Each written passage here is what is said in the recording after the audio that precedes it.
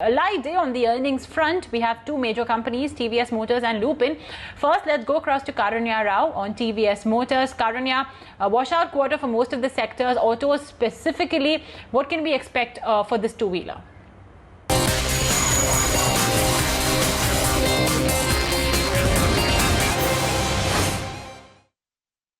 Yep.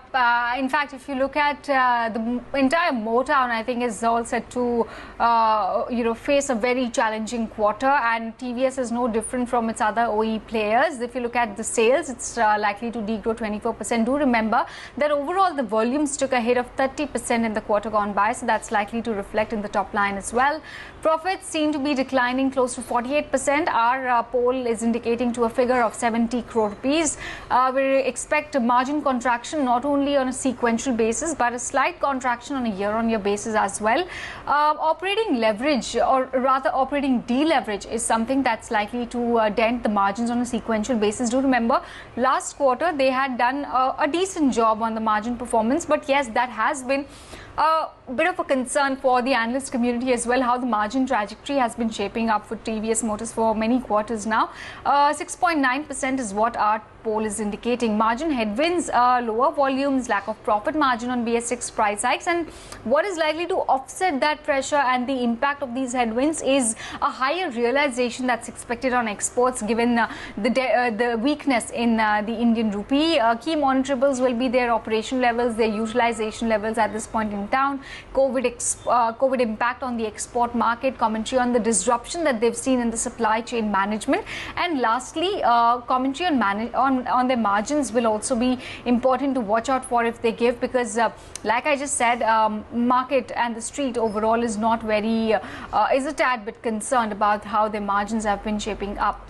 But let's step away from what's happening in the Motown right now and talk about the agri space.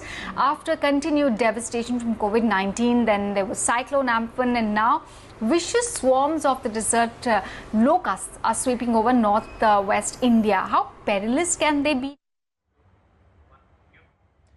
All right, Karanya, thanks a lot for that. Let's shift gears from auto to pharma. And, well, for Lupin's fourth quarter numbers, we are expecting that margin hit to come in, but I think US sales should sort of provide some stability. So, top line is expected at 3,740 crore rupees. Bottom line will be seeing a hit at 179 crores. EBITDA too will be declining, and that's going to hit the margins, which are seen compressing to 14% versus 20% on a year-on-year basis. But like I mentioned, the US sales will see an improvement. In fact, we are estimating that to come in at $200 million. This versus just 186 million we saw in the previous quarter. They have also expected, rather, it is also expected to see increased capacity for levothyroxine. They expect short-term gains in some, the famotidine oral suspension. Solosec, however, will continue to disappoint on volumes.